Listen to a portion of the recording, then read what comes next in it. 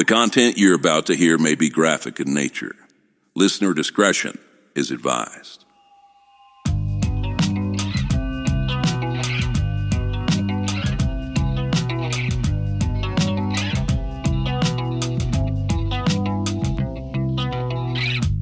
Oh, how I wonder what it's like to relax. See the sky down under. Hope my plans collapse. Oh, how I'm under the surface of my tears, falling down asunder the meaning of my years.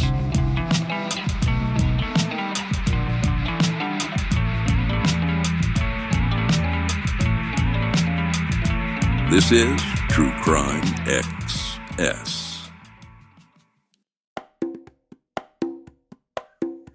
So it's that time of year, like I've mentioned, we get into these wrongful conviction cases and we do a ton of work on them. It kind of starts off, we get like a pile of cases and we check to make sure we're not redoing anything. We do those as part of our Home for the Holiday series, but this case felt like it was a little more important to tell people about. Had you ever heard of this case? It doesn't stand out, but it's possible that I have. Because of sort of, as we unwind it here, I've heard about several cases that are similar, right? I just don't know if it was this one particularly. Yeah, I would call this more changing science, where we are starting to understand that we may be like wrong about some things. That's happened with a number of different types of forensic science over the year. This case, where we can read about it to start off with, the Innocence Project put this out on September the 11th with sort of a very serious title, and that is Breaking Attorney Statement, Response to Denial of Robert Roberson's Appeal and Motion for Stay of Evidence. The quote underneath that is by Gretchen Sims Sween, who's one of Robert Roberson's attorneys. It says, Robert's fate is now at the mercy of the government. And it says that today, without reviewing the merits of the claim, the Texas Court of Criminal Appeals, the CCA, denied Robert Roberson's subsequent application for a writ of habeas corpus and motion for stay of execution, claiming that it did not meet procedural requirements for a subsequent appeal for habeas relief, despite new medical and scientific evidence unavailable when its previous habeas application was filed in 2016. So in order to talk about this announcement, we kind of need to tell you a little bit about this case. There are some massive documents that come with this. I think what I read most recently with the CCA was over 160 pages. The Innocence Project in New York has taken up this case down in Texas. They do have Texas lawyers on it. It's a huge deal. So you guys are aware, as we're sitting here recording this, it's September 18th. Robert Leslie Roberson III, who is the subject of today's episode, has an execution date of October 17th, 2024. Now, that could totally change. In fact, execution dates change all the time. But this denial of this 159-page document, it is a really, really big deal for a couple of reasons. This is a case about shaken baby syndrome. So I kind of avoid these cases on the podcast a lot of the time. I have a little bit of a cringe every time because we know it's been largely debunked at this point. And I cringe a little bit because I think about how many different cases, victims, parents, just everything that affects, right? Yeah. Yeah, it's a huge deal. And there have been people executed under this. Right, because it's true. Because if it were legitimate and somebody murdered their child that way, it's horrible.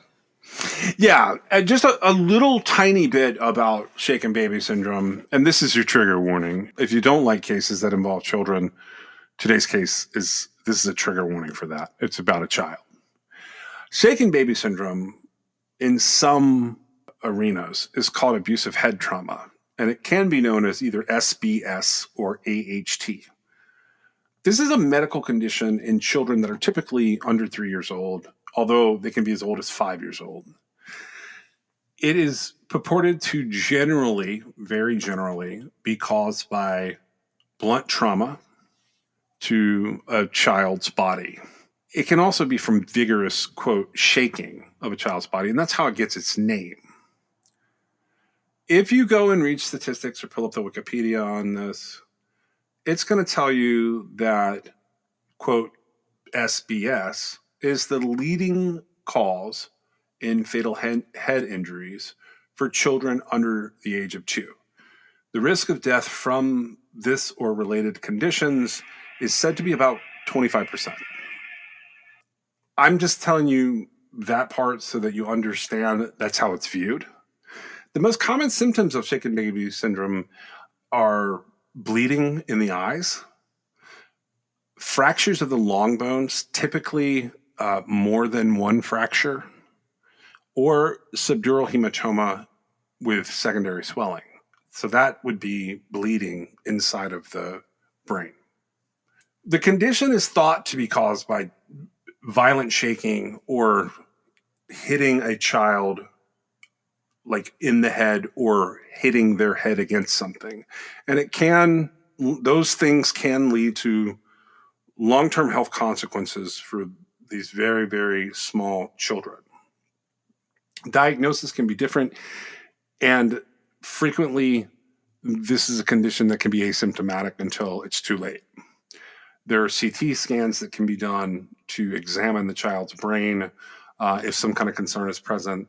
This is an instance where typically a child abuse investigation will be kicked off. A pediatrician in these instances will do an eye exam, a full skeletal survey, could do an X-ray, possibly a CT scan. They say that over 70% of abusive head trauma cases tend to have a retinal hemorrhage or a bleeding in the eye. And that's opposed to 5% of cases where it has happened accidentally or, quote, non-abusive. In the legal field right now, there's a huge debate raging. The origin of shaken baby syndrome goes all the way back to the 70s. A guy named Norman Gulkuth, who was a pediatric neurosurgeon in England. Sometimes he's referred to as the first pediatric neurosurgeon. But what he definitely is he is the pediatrician who connected whiplash injury and subdural bleeding, as well as the retinal injuries, to the concept of shaken baby syndrome. It was originally called the whiplash infant syndrome. This was introduced by a pediatric radiologist named John Caffey sometime in 1973. And what he described was when a set of symptoms would be found with no real external evidence of head trauma. You couldn't tell. There was no bruise. There was no cut. Sometimes he would document retinal bleeds and intracranial bleeds, as well as subdural or subarachnoid bleeds. In the 70s and the 80s, the ability to sort of diagnose this condition advanced with technology. Now, the incidence of shaken baby syndrome and how often it happens, the frequency, is unknown because it's very difficult to diagnose. The United States and most major developed countries have no centralized reporting system for pediatric abuse. There's no signs of maltreatment, or if the acute head trauma is not classified correctly, basically shaken baby syndrome can go completely unknown. Now, there are other things that can happen to small children that SIDS is another one of those syndromes that have been put out there. Shaken baby syndrome has come under fire, legally speaking, in the last few years as to whether or not the science on it is sound. The common risk factors that pediatricians in the United States look for related to SBS or AHT would be perceived excessive crying, behavioral health problems. They would look for domestic violence in the home or a history of domestic violence in the home, frustrated or frustration intolerance, meaning if you can't make something happen, you get frustrated and it affects how you react as a parent. Lack of childcare experience, young infant age, young parental age. Frequently, it's been associated with male infants. That's not the case here. Single parent families, economic adversity. The list goes on of like what risk factors they kind of attach to shaken baby syndrome.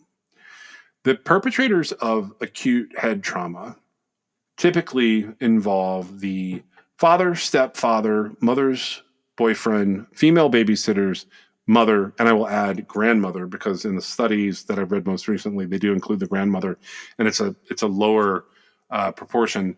And then after that, it's other relatives and other people who would be in the home assisting with some kind of childcare. From what they've said, the age group is basically from childbirth to about age 4. They're at greater risk to SBS. One of the primary things that they cite is the fact that like babies' heads are typically gigantic. So their anatomy is disproportionate. Picking up a baby, body small, head big. Also, the inability to protect themselves from a larger adult, which should be obvious to everyone who's ever held a baby. And the lack of or inability to communicate needs and expression of what's happening. Now, if you read deep into most of the cases that you'll find before different courts over the years, you'll see that it's typically a much narrower window than birth to 4 years old. It's actually babies typically under 6 months old. That's not always true. There are treatments for shaken baby syndrome if it is identified in time. I'm not saying that shaken baby syndrome doesn't exist, by the way, with today's episode. I'm saying that there are aspects of it that are misunderstood. Right. I would say that the general understanding of it being like something you can categorize like that, I don't think that really exists. Yeah. I'm really using that as sort of a jumping off point for this case, but you're right. To a degree, everything that I described is what is accepted. It doesn't seem to exist the way that we once thought it did. It certainly is. It is a number of disorders and a number of factors going into it that may not be causally related to parents mistreating their child. Right. And it seems like now looking back, it was sort of a catch-all, a lot of injustice. Yeah. So starting in 2011, there were multiple journal articles that popped out about this, and then some warnings started coming out. In fact, the President's Council of Advisors on Science and Technology, or PCAST, they noted in September of 2016, so that's going to be 8 years ago now, in a report that they put out, that there were concerns about the scientific validity of forensic evidence of abusive head trauma. And that, in their opinion, in 2016, those concerns required urgent legal attention.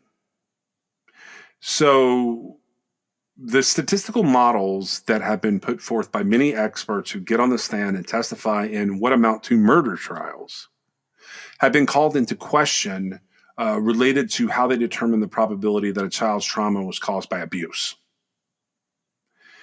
There are multiple, even today, multiple statistical possibilities that have been put on the table around the world, not just in the United States, where they are proposing that the window be narrowed in how courts deal with child abuse cases that involve abusive head trauma or shaken baby syndrome. I'm kind of spoiling part of this on purpose because this is an important thing. Robert Robertson was convicted and sentenced to death in Texas in 2003 under the shaken baby hypothesis.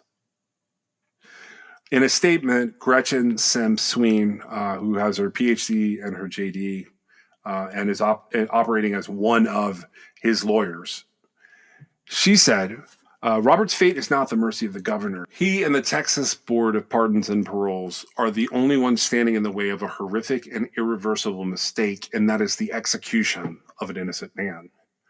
Robert Robertson lived every parent's nightmare when his beloved daughter experienced a medical crisis and collapsed in her sleep. The state compounded the horror by sending him to death row for more than 20 years for a crime that never occurred. New medical and scientific evidence from 3 experts from a range of medical specialties. Dr. Francis Green, an expert in lung pathology with over 46 years of experience. Dr. Keenan Bora, an expert in medical toxicology and emergency room medicine.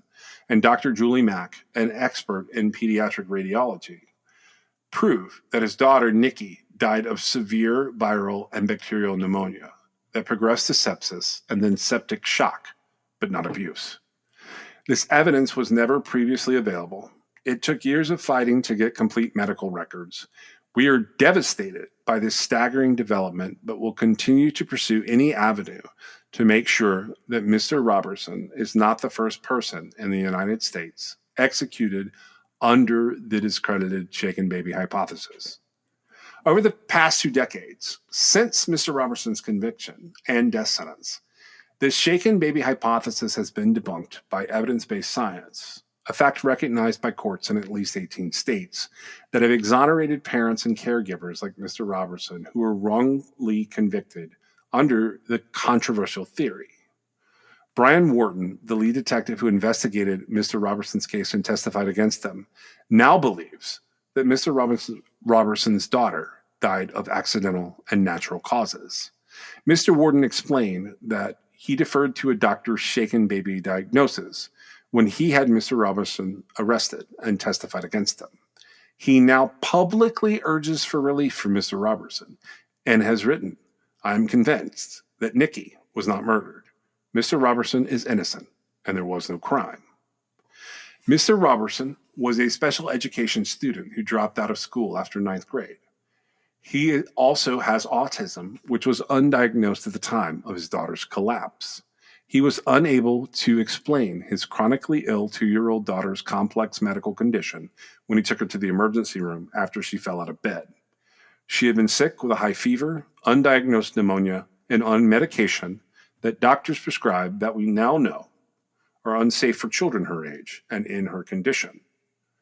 The hospital staff did not know Mr. Robertson had autism and misinterpreted his non-neurotypical demeanor as a lack of concern for his daughter. In 2003, at the time of Mr. Robertson's trial, the consensus in the medical community was that a child who presented with Nikki's set of symptoms must have been violently shaken or struck against a blunt surface by the last person with the child at the time. Grieving parents who insisted they had not harmed their children were branded as callous liars. In the 20 years that have passed, the version of the shaken baby hypothesis put before Mr. Robertson's jury as a, quote, fact has been entirely debunked by actual science. Science now teaches us that undiagnosed illnesses that affect breathing, like Nikki's pneumonia, and shortfalls that impact the head, can produce the exact same internal head conditions, long assumed incorrectly to be proof of inflicted head trauma. It is past time to end the nightmare of wrongful conviction for Robert Robertson before it's too late. So they put this forth to the Texas Court of Appeals, and it's been kicked out. What do you think of all this? Well, I don't know that this matters, but I just want to point out his petition for writ. So a writ of habeas corpus is to say that you're holding someone illegally. Let them out, right? Yes. It's like this last ditch effort. Okay. The application for the writ was dismissed. It was not denied. It was dismissed, meaning like they didn't take it into consideration at all because of a procedural reason. And so I just want to point that out. In order for it to have been denied, ordered denied, it would have been considered, right?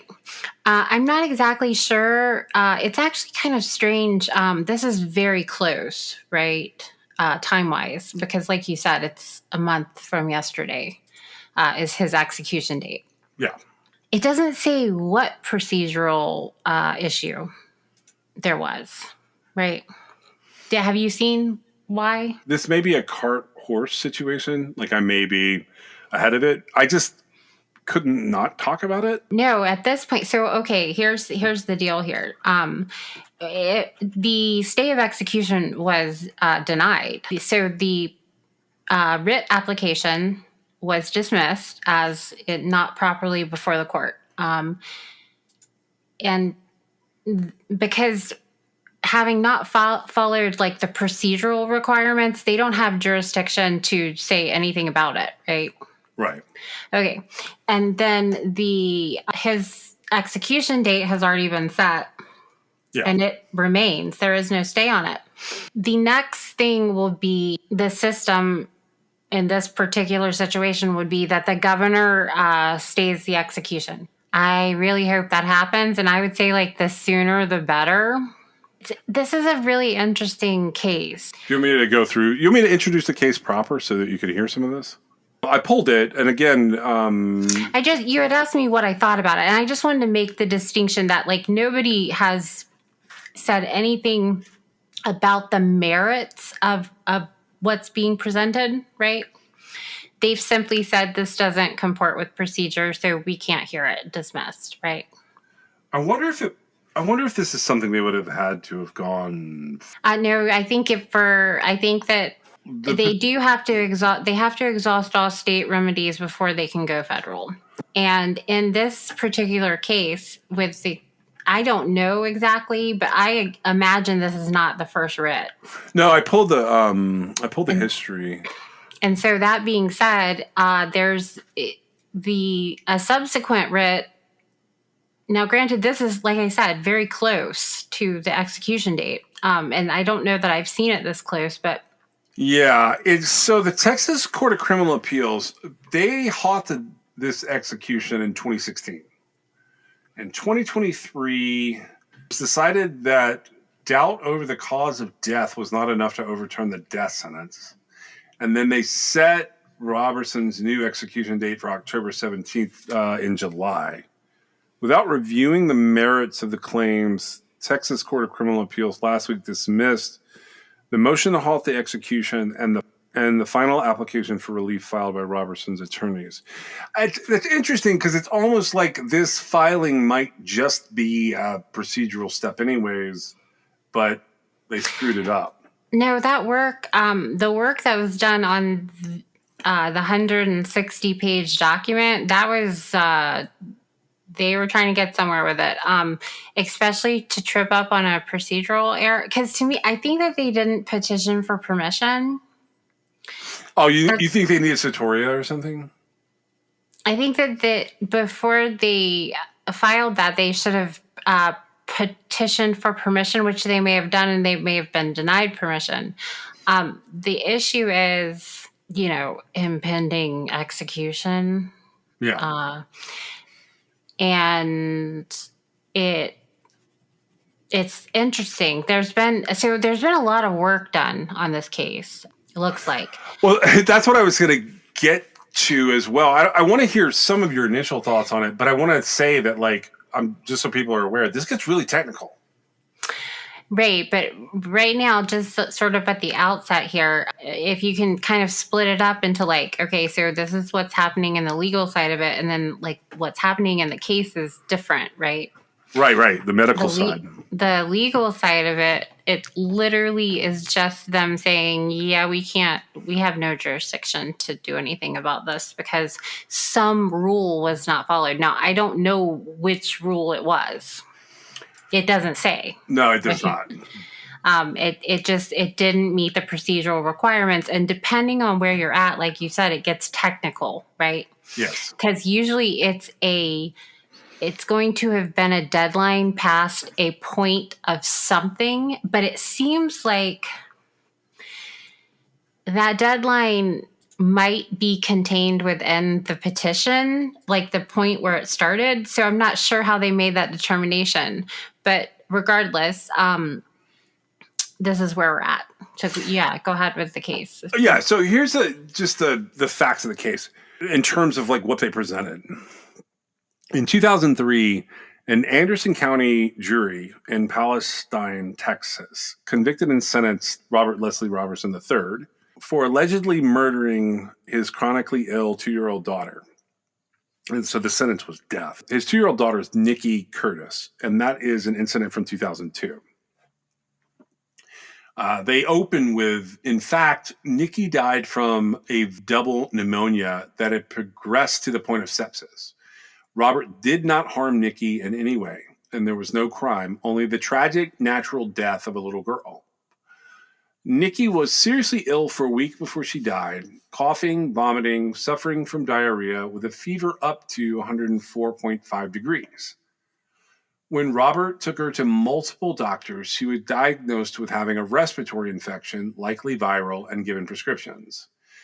Early in the morning, January 31st, 2002, Robert found Nikki had fallen out of bed. He comforted her, and they both fell back asleep. Hours later, Robert woke to find Nikki had stopped breathing and turned blue. After he brought Nikki to the hospital, CAT scans were made of her head, and doctors observed a set of internal head conditions, which were subdural bleeding, brain swelling, and retinal hemorrhages, quote, the triad. At that time, the medical consensus permitted presuming that a child with a triad must have been the victim of an inflicted head injury caused by a combination of shaking and blunt impact. And whoever was with the child when she collapsed was considered to be the perpetrator. That medical consensus is central to Robert's conviction. It was known as shaken baby syndrome or abusive head trauma. This version of SBS-HHT, so SBS/AHT, that was used to convict Robert has since been entirely discredited. Brian Wharton was the lead detective with the Palestine Police Department who investigated Nikki's death in 2002. He testified for the state in Robert's 2003 trial. Medical experts had informed Detective Wharton that Nikki's condition was caused by violent shaking and inflicted head trauma. He accepted the SBS diagnosis made by the child abuse expert in the Dallas hospital where Nikki was transported. Based on that diagnosis, Detective Wharton authorized Robert's arrest even before an autopsy had been performed. Since then, Detective Wharton has learned about the evolution and the medical understanding of SBS/AHT. He insists that no crime occurred and has publicly urged relief for Robert to prevent a horrible miscarriage of justice and the execution of an innocent man. This is quoting Detective Wharton here. I am asking for those who care deeply about justice to urge another look at this case. 3 new expert opinions reflecting different medical specialties can now explain precisely how Nikki died. These correlated opinions were only possible because of new evidence that emerged over the course of Robert's previous habeas proceeding. This new evidence was thus not available when his application was filed in 2016. The first new expert, Dr. Francis Green, is an expert in lung pathology. Dr. Green recently reviewed Nikki's medical history and examined her lung tissues under a microscope. His detailed report explains how 2 different types of pneumonia, both a viral and a bacterial infection, were ravaging Nikki's lungs. Dr. Green is the only forensic lung specialist to ever examine Nikki's lungs. His examination and reproductions of precisely what he observed under a microscope show the specific basis for his findings that interstitial viral pneumonia substantially thickened the cell walls of the tiny air sacs in Nikki's lungs, where oxygen is absorbed into the bloodstream. As those interstitial cell walls thickened, Nikki's ability to breathe was greatly inhibited, and eventually her brain and other organs were starved of oxygen.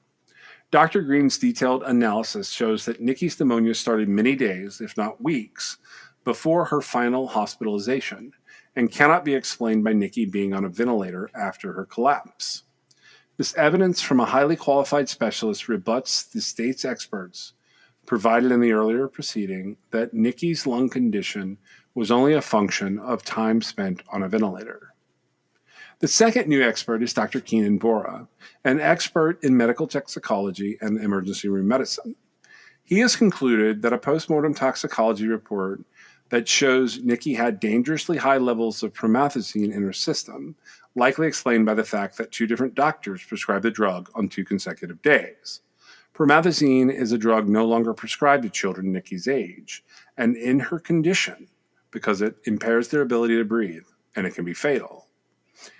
Dr. Bora has explained that promethazine would have exacerbated the respiratory problems caused by Nikki's undiagnosed pneumonia. Dr. Bora has also noted that the second promethazine prescription contained codeine. Codeine is a narcotic that would have further compounded Nikki's breathing challenges. Dr. Bora emphasized evidence that Nikki had a severe infection, her double pneumonia, that developed into sepsis and then septic shock. He concluded that Nikki's prescription medications were far beyond any appropriate therapeutic dose and likely hastened her respiratory depression and death.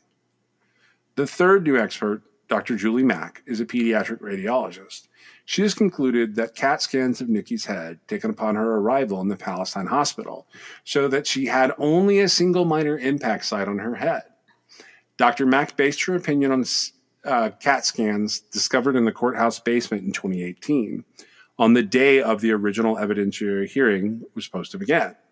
These scans were lost for 15 years, but as interpreted by the only type of expert qualified to read them, these scans corroborate Robert's 2002 report that Nikki had fallen out of bed in the night and possibly hit her head. The medical examiner testified in 2003 at trial that Nikki had sustained multiple impacts to her head, which, along with, quote, shaking, was the blunt force trauma that she concluded had killed Nikki. But the incontrovertible radiological evidence shows only one impact site on Nikki's head. The medical imaging further shows that this one minor impact site is associated with a small subdural bleed and no corresponding fracture, entirely consistent with an accidental fall out of bed and entirely inconsistent with the shaking and beating testimony of the medical examiner. As Dr. Mack has now explained, the short fall with head impact might not have been fatal if experienced by a healthy child, but Nikki was profoundly ill. Dr. Mack has also now been able to review a series of chest x-rays of Nikki, including ones that were only produced to Robert's counsel in 2024. Dr. Mack has concluded that these chest x-rays corroborate Dr. Green's conclusion that Nikki had a fatal lung infection. At the time of Robert's trial, there was no medical expert considering the combination of pneumonia, dangerous medications, and a short fall as explaining Nikki's condition and subsequent death. Because of the mistaken, outdated SBS/AHT medical consensus associated with this triad, none of the state's experts considered any non-inflicted causes. Back in 2002 to 2003, the standard of care allowed doctors to presume abuse whenever the triad was present. Yet, that is no longer the case.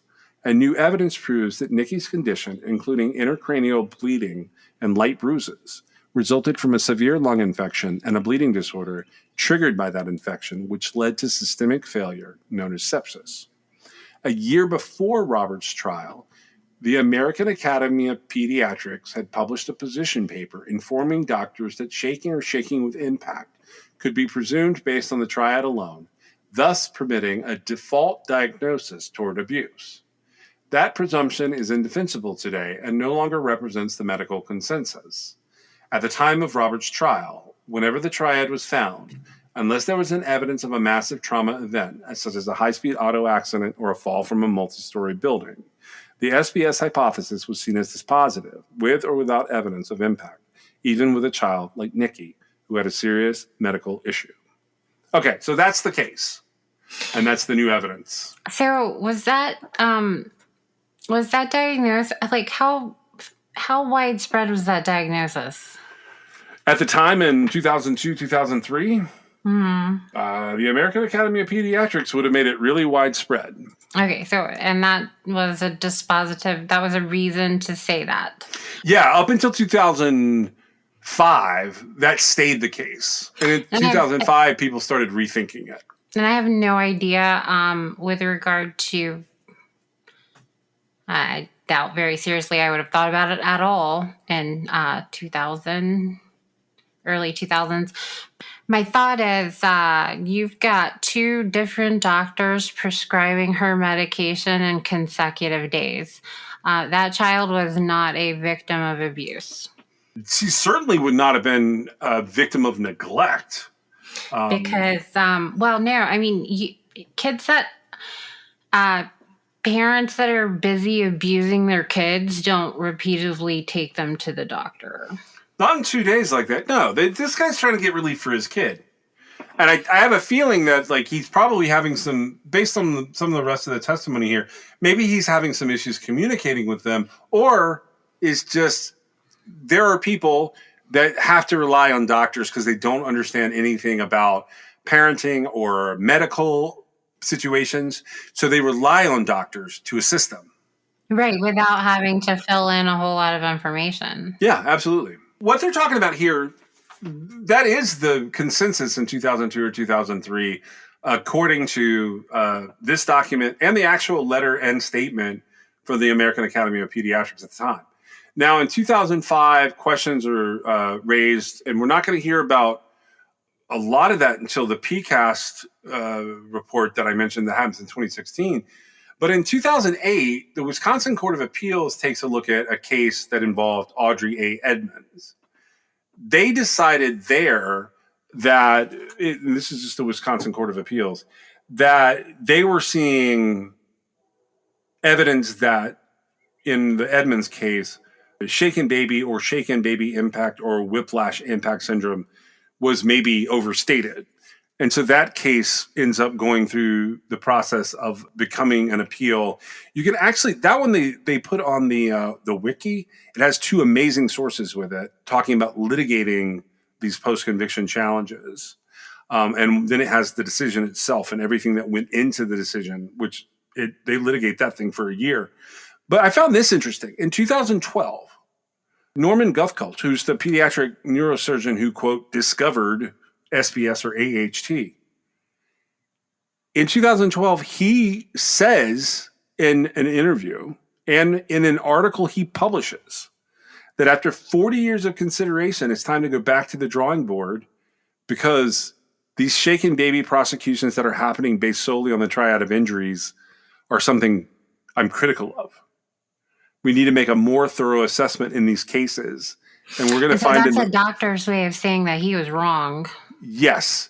He says that in the large majority of cases, the child had another severe illness of some sort, which was missed. I mean, I feel like that was sort of, it's not that he was wrong. It was just like he thought that would have been like a prerequisite consideration. Yeah. So he goes further in 2015 and 2016. He talks about this again.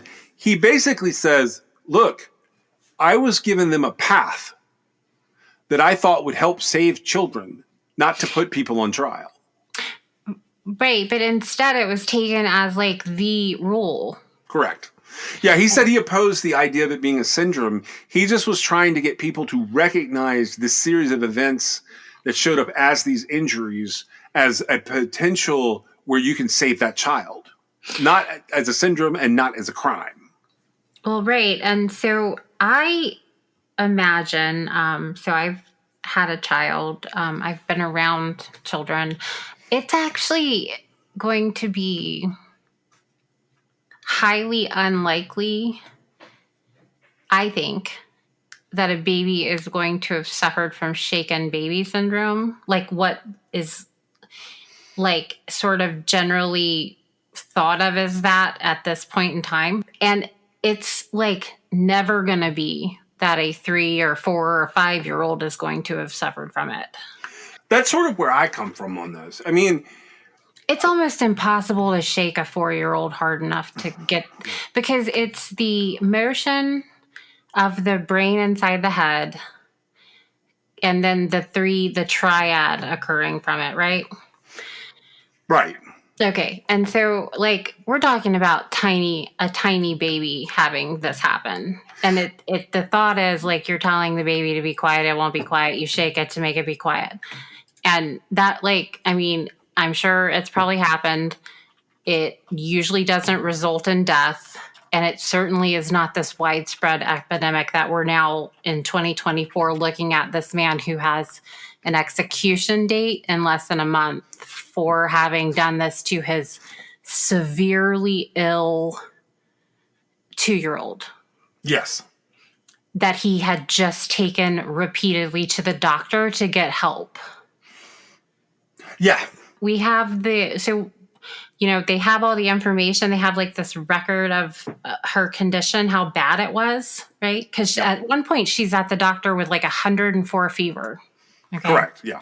And she has a high dose of this medicine that's no longer given to 2-year-olds in her system, but it's in her system because her father followed the medical instructions he received. So he didn't do anything wrong there, right? I don't know I'm just saying that, doctors prescribed her this, which means he was in contact. We don't know what the other circumstances are as far as the contact he had with medical professionals. We've got a dad who, like, after his very sick daughter falls out of bed, he's like then laying with her and she becomes unresponsive. I think that I feel like this man is going to be okay because regardless, being a parent, I know that his life ended the day his daughter died. Yeah. It doesn't matter, right? I feel like it was just, another nail in the coffin that he's in this position now. And unfortunately, for the sense of justice that I once felt like the threat of the death penalty might hold in proper utilization, cases like this make me go, yeah, we can't have the death penalty because our system is still broken, right? Yeah. This case is awful. And the junk sciences are always going to catch up with themselves. This is the type of thing where DNA makes me nervous because I'm like, what's going to come out about it, right? Yeah.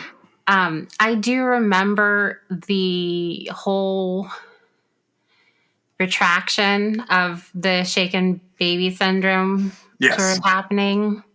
I'm not sure, like, I don't know evidentiarily, like, how that has otherwise been undone. I don't know how many like parents who were like falsely convicted of shaking baby syndroming a child to death have had their situation undone.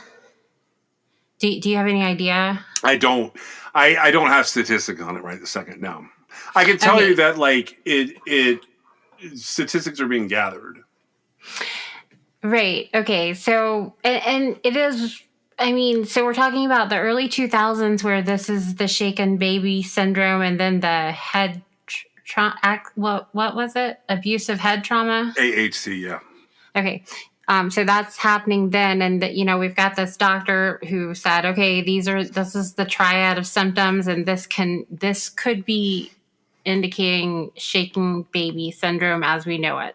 And then all these convictions and crimes and things happen.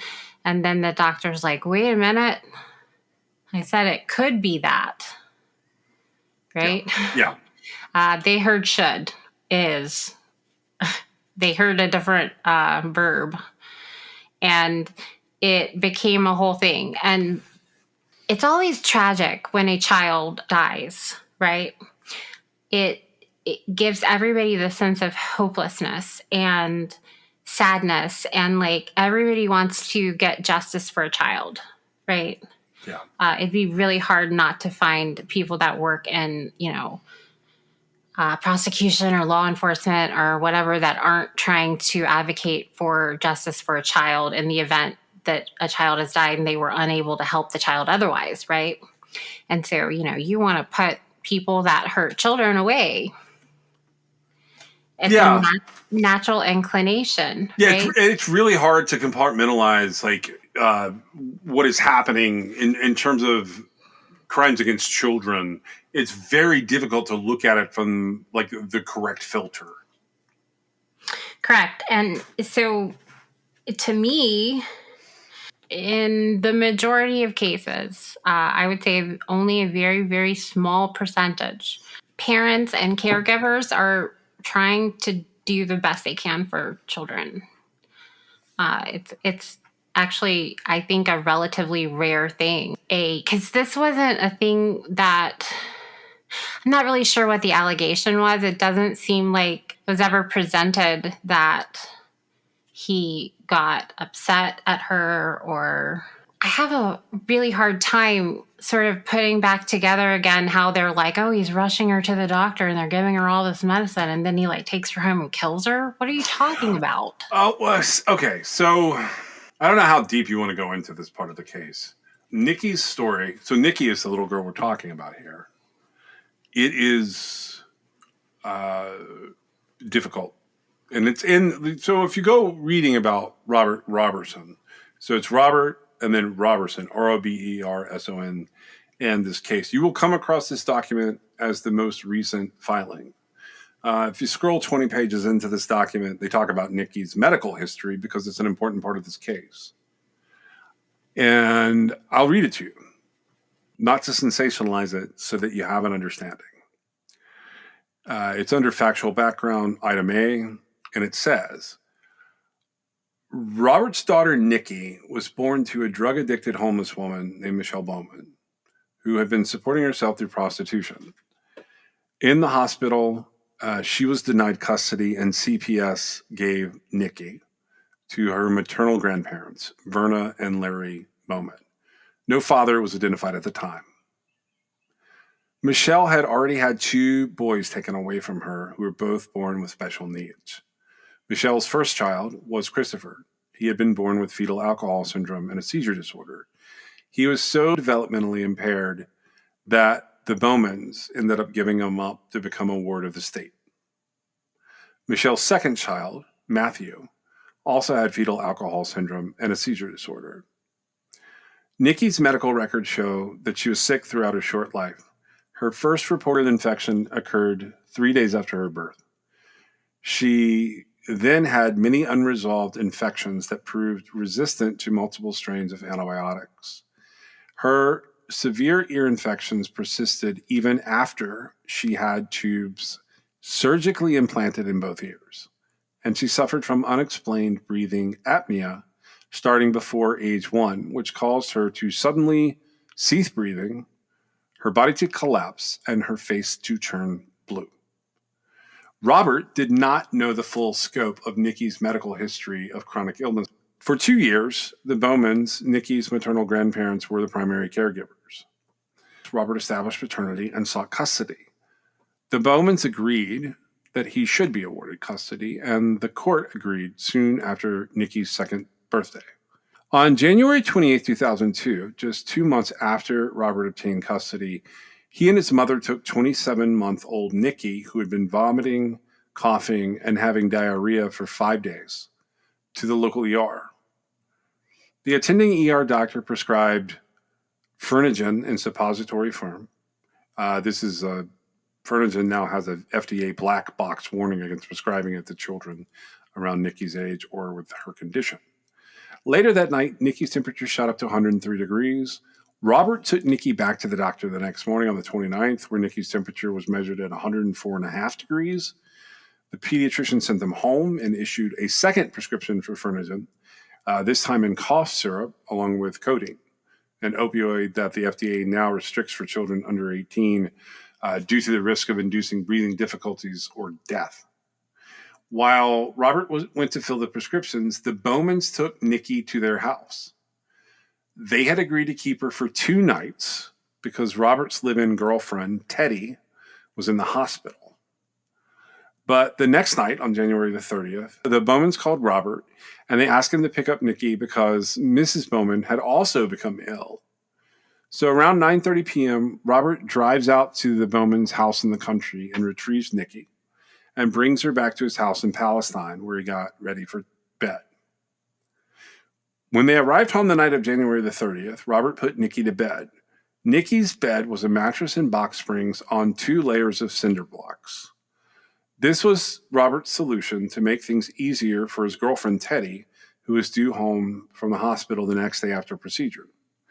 Per the Bowman's instructions, Nikki was used to sleeping in the same bed with them. So he got Nikki a snack, and they fell asleep while watching a movie. In the early morning hours, a strange cry woke Robert up. He found Nikki on the floor at the foot of the bed. He did not witness her fall, but after checking to see if she's okay, he saw a small speck of blood on her mouth. He wiped it off with a washcloth. They both eventually fell back asleep. So this is the 30th into the 31st. So now, later that morning, January 31st, Robert woke up to find Nikki unconscious and blue. He tried to revive her, then brought her to the local ER. This is the same ER where Robert had taken Nikki 3 days earlier. She was again seen by the ER doctor who had prescribed the Phenergen suppositories. Medical staff observed that Nikki's eyes were fixed and dilated, which is a grave sign of brain death.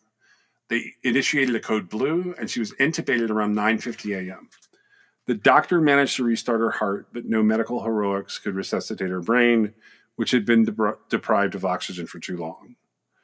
They felt the bump on the back of Nikki's head. There were no other signs of significant external injury. They shaved her head, and she was sent to radiology at 10:10 a.m. A lung scan revealed that they had improperly intubated her. So the breathing tube had to be removed and reinserted. The breathing tube likely tore her frenulum, which is the thin membrane inside the mouth above the teeth. And regardless of this botched intubation, Nikki had already shown signs of extreme oxygen deprivation when their father woke up to his alarm that went off around 9 a.m. Her lips were blue, which is a sign of hypoxia or oxygen deprivation. It takes about 10 to 12 minutes for oxygen deprivation of the brain, for the brain to be shut down forever. So thereafter, blood is pumping from the heart to the skull, but it couldn't enter the brain because of what's going on, and it causes the blood to pool outside the brain under the fibrous covering. The next CAT scan revealed a small subdural bleed near the goose egg on the back of her head, and that image showed that her brain had been swollen and it had shifted to one side, but there were no other injuries, broken bones, or skull fractures of any kind. So a nurse immediately alerted the police that she suspected abuse, and various members of the hospital staff and Brian Wharton, the lead detective, then basically interrogated Robert and wanted him to explain Nikki's condition. He tried to explain it, reporting she'd been sick. He described what had happened in the night with a strange cry and her apparent fall out of bed, which he didn't witness. Hospital staff at the time did not know that Robert was autistic. They were suspicious that he had a flat affect or didn't show emotion about his daughter's condition. Based on the CAT scan showing bleeding under the dura and brain swelling, the ER doctor then discounted the recent illness and insisted that Nikki's condition did not result from a fall out of the bed, which is sort of true. The abuse accusation is inflamed by a local nurse who held herself out as a sexual assault nurse examiner. Turns out, they found out later, she was not actually a SANE certified nurse, SANE. She summoned the police and took it upon herself that while Nikki was in the hospital room in a coma, this nurse performed a sexual assault exam on this comatose child. She then told her colleagues and investigators that she saw signs of anal tears, which was an observation that is not corroborated anywhere else in the medical information. So the leap from anal tears to sexual abuse is never substantiated by any evidence. Was he charged with that? No, but it comes up. The ER doctor kind of quashes it a little bit because he had been prescribing her suppositories, which would account for what had been happening. But at trial, this nurse doubled down on her false accusation, testified that diarrhea and suppositories would not cause what was going on there. She insinuated at the trial that Robert was, quote, a pedophile. Got news for you, lady. Your She unconsensual sexual assault kit on a comatose child would make you somewhat of a pedophile. Yeah, a technical definition. She then, in her testimony, explained to the jury that, quote, pedophiles like him, unquote, prefer anal penetration to vaginal penetration. Okay, what I am answering with what I have said here is this is what gets the death penalty.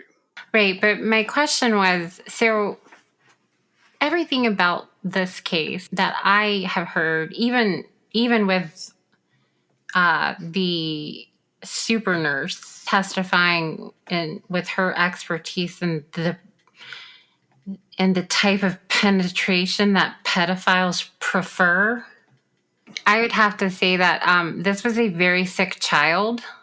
Everything says she was a very sick child. And it's a leap to think that a sick child didn't die because they were sick. They were shaken to death. Does it make any sense to you? No, they're going to kill this guy. Oh, no. I feel like the governor will not sign the warrant. I hope so. God. Because that's the fail-safe, right? This is clearly a situation that needs to be addressed. I don't know what the procedural violation is. I have a feeling. So what I'm thinking is, I bet there's a time frame, and I bet they're outside the time frame to have made the discovery of what you were saying, like the evidence. Yeah. I bet there's a time frame on it, and they probably missed that somehow. But that's not his fault, right? They still have to have proper jurisdiction to hear it. Otherwise, it's not proper for them to rule on it. However, the fail safe is that Governor Abbott is who's going to stop this. At this point, we are less than a month out. The judicial process has been dismissed for lack of following the procedural requirements. I don't know what they didn't do. At this point, the governor would be informed that he has an execution date, and it would be upon the governor or the governor's office or however they do it to stay the execution, because the judicial process has stopped at this point. Well, let me ask you this.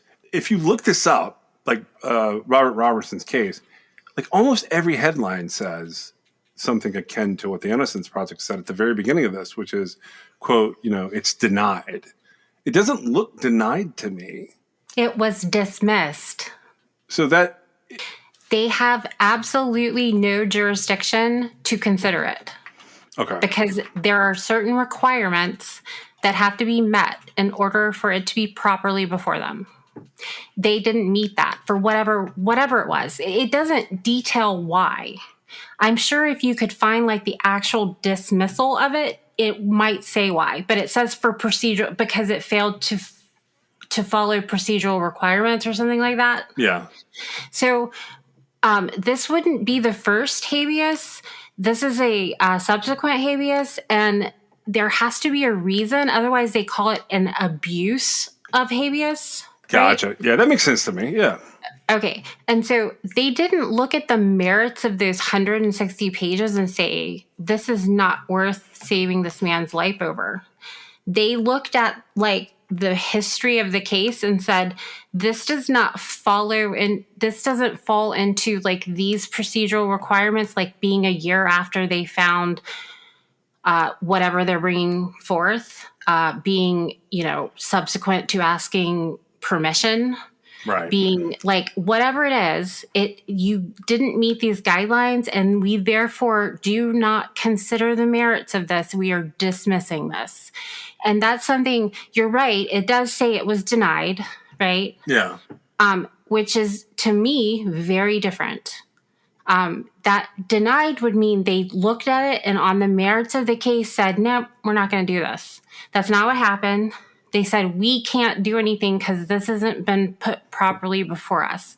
And so at this point, Governor Abbott, who is the governor of Texas, and I'm saying this because of the timing, right? Yeah, I follow. They have less than a month. And so any other sort of procedure that's going to happen in the meantime, they don't have time for it, I don't think. But the governor should take into consideration everything and say, I'm going to stay the execution and I'm going to commute the sentence or whatever his determination is. Let me ask you something. Having looked through all this and read it, and I know there's a lot here, and I know we can't dissect all of this.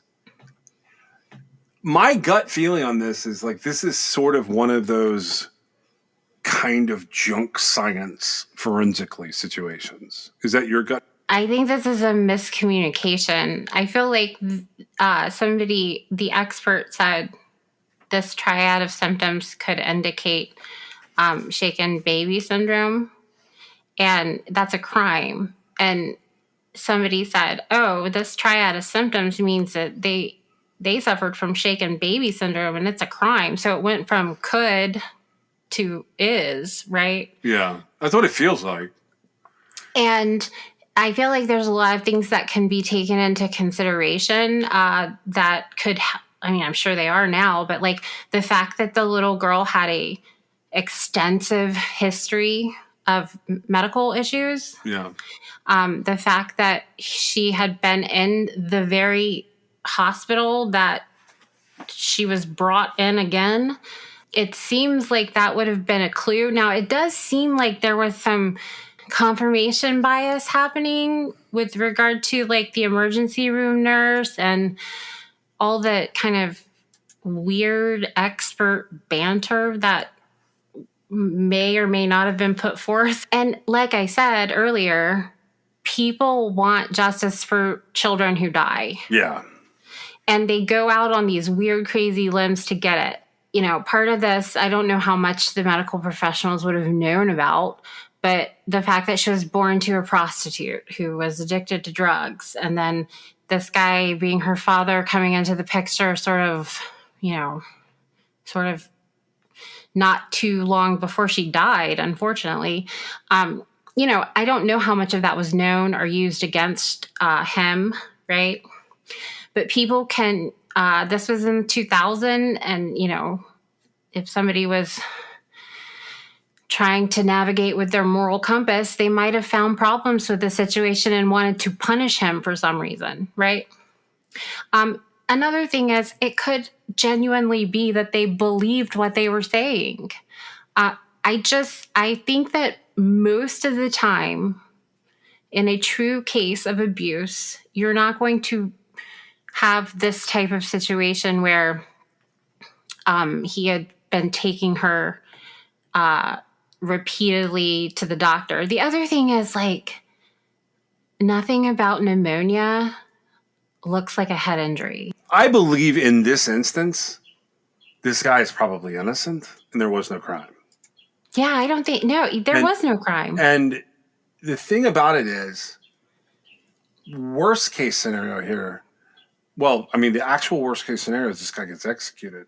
So at least get rid of the death penalty. Give him clemency and dump this into a situation where the courts can deal with it as opposed to an execution.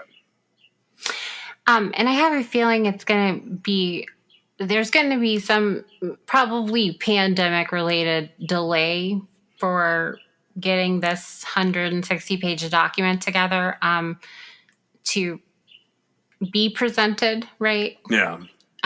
It should be compelling enough to get the governor's attention. Yeah. The Innocence Project agrees with you. So what they released this morning or last night, it's another follow-up to all of this where they have petitioned for clemency.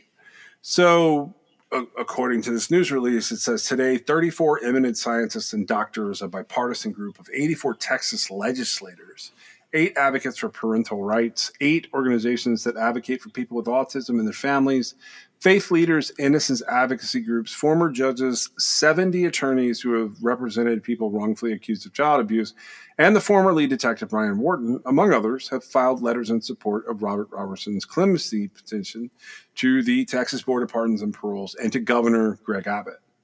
In fact, they're asking people to call 361-320-8100, which 361-320-8100 will put you through to Governor Abbott's office, and you can ask him not to execute Robert Robertson. And they go on to basically describe everything that we just talked about. According to this, he would be the first person executed on the discredited shaken baby syndrome hypothesis, unless the courts or Governor Abbott intervenes, which you had mentioned. I don't know for sure that is the case, that he would be the first one, but it sounds like something that they've researched. Since they're saying the first since it's been debunked. Okay, so yeah, that I would totally believe. I think people should call. I think people should sign petitions in this instance, and I think that people should let Governor Abbott and that board know that when you have a lead detective who's looked at it all and gone, God, there was no crime. And it sounds like you've got a very good basis of support, right? Which is what I expect. This is part of our broken system that redeems part of it, right? Because in a situation where there's not this pretty straightforward contradiction, I guess. It's not a case. This is a case that I would be very surprised if the governor didn't at least review it carefully, because there is so much to it. Like you just talked about all the experts and doctors and bipartisan committees of people who are saying they're saying give him clemency, right? Yeah. At this point, so we're less than a month out. It's very concerning. This is more than likely an innocent man that's going to be put to death, right? That's what it kind of boils down to based on what's been presented. Because of the dismissal of the habeas, it is left to just the governor. I'm sure there's probably other procedural things, right? This is one of the, in my opinion, rarer cases in which there's some sort of disconnect happening, because we have this stark contrast of what appears to be innocence with this looming death date. And that's weird, right? Because when I read the information about it, absorbing it with everything else I know, I don't have any question that it is highly unlikely that he killed. I don't think a crime happened. I think this poor little girl was very sick and she died, right? Yeah. Because her immune system couldn't cope with it. And it sounds like this guy was trying his hardest, right, to get her help. And that just doesn't happen in abuse victim cases of 2-year-olds. And it makes me wonder how we are this far. We're so close. And, I don't know what was missing in the in-between as far as why wasn't it so apparent the first habeas or whatever, right? Well, but it has been 20. They put a lot of dates in here, and that makes me a little wary. That's why I ask you the question I ask at the end, do you think all this is accurate? But I genuinely believe it's because of some disorganization on the part of the original defense and the original prosecution, where some of this evidence was difficult to put together. They mentioned finding in early 2024 some of the radiology information and the scans of Nikki. That's crazy to me. And I don't know if those dates are in there to emphasize the dire nature of all of this, or if that's legit, because I could see it going either way and I respect it either way. Right. And so if that were the case, it seems like it wouldn't be a procedural failure, but I don't know. I can't really tell from all of this. I'm with you. Yeah. And a procedural failure is a procedural failure, and they don't really have to elaborate what the failure is, but to me, it would help to understand. But it is really important to understand that the merits of the habeas, the application for habeas, they never got to the merits of them. So they haven't said, like, this is not a case where this man is innocent. They've said, we can't decide that because it's not properly before us, and they dismissed it. Well, I don't have anything else on this one. I think people should participate in this. This is, and I hate to do that, but this is a case that, like, if you call and sign things, this is the one to do it for. You can call Governor Abbott at 361-320-8100. I'll include a link at the top of the show notes that have a lot of the Innocence Project information on this case. Do you have anything else on this one?